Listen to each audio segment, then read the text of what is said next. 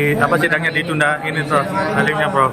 Ya, puji Tuhan hari ini persidangan permohonan peninjauan kembali atas nama 6 orang terdakwa terpidana sudah selesai. Kita sudah bacakan tadi secara bergantian oleh Pak Gute, Yudi, Pak Dwi, Pak Firman, dan lain-lain ya. Nah, pada prinsipnya semua berjalan dengan lancar. Tadi ada beberapa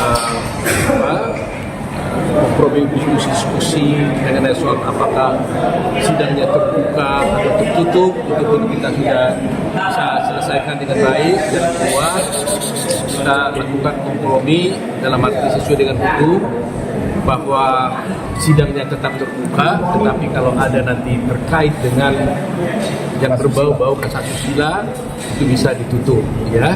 Seperti tadi waktu kami membacakan permohonan itu, kalau ada pernyataan-pernyataan kami yang berbau asusila itu kami skip gitu ya, tidak bacakan, tapi yang lainnya kami bisa bacakan.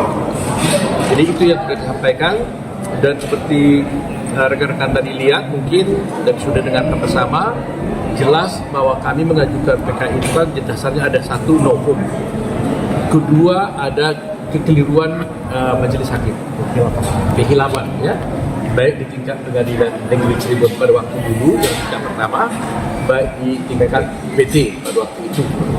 Ketiga, kami juga mengajukan dengan alasan adanya pertentangan dua putusan saling bertentangan satu sama lain. Ya.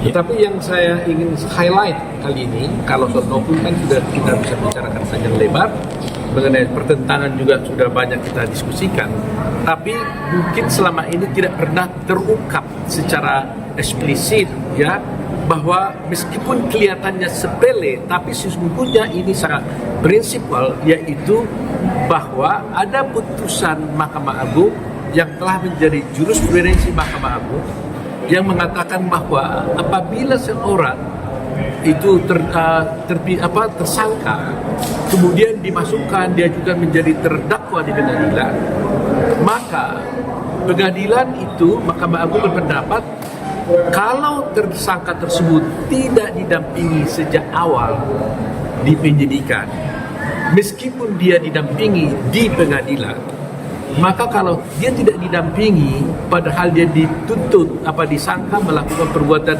yang hukumannya, ancaman hukumannya 5 tahun atau lebih, bahkan lebih dari 15 tahun, maka putusan tersebut dia harus bebas gitu.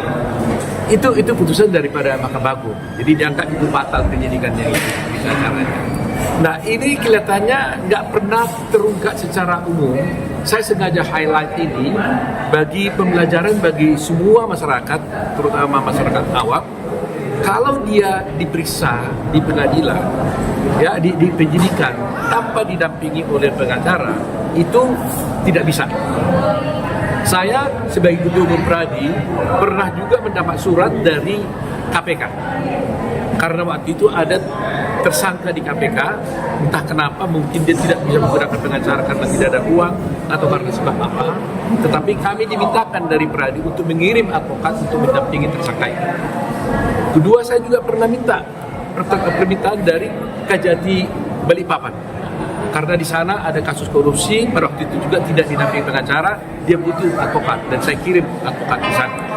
Prof, untuk hari Rabu untuk saksi sendiri itu gimana, Prof? Untuk saksi-saksi yang akan dihadirkan? Ya, nanti kita akan bawa semua saksi-saksi yang dikumpulkan secara bertahap. Ya. Jumlahnya berapa, Prof? Wah, ini banyak sekali tuh, banyak sekali. Tapi nanti kita seleksi dulu. Ya, kalau ada yang sudah cukup, kan kami tidak juga dan saksi lain. Tapi kalau kurang, kami akan tetap konsisten termasuk ahli-ahli yang lain. Berarti yang jumlahnya 49 itu, Prof? Ya, kurang begitu. Apal kamu? Ada peradilan sesat juga dalam kasus ini. Iya, miscarriage of justice kan, itu namanya suatu peradilan sesat. Ya, jadi khilaf. Kan?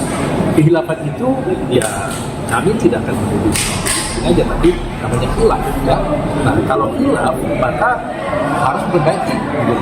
Dan terlihat juga dari fakta-fakta yang sebenarnya kan dengan mudah kita lihat bahwa apakah ini pembunuhan, ada kecelakaan tunggal, semuanya kan ada question mark di sini. Jadi ada prinsip hukum sebenarnya, kalau menangani suatu perkara pidana itu ada peristiwa beyond reasonable doubt.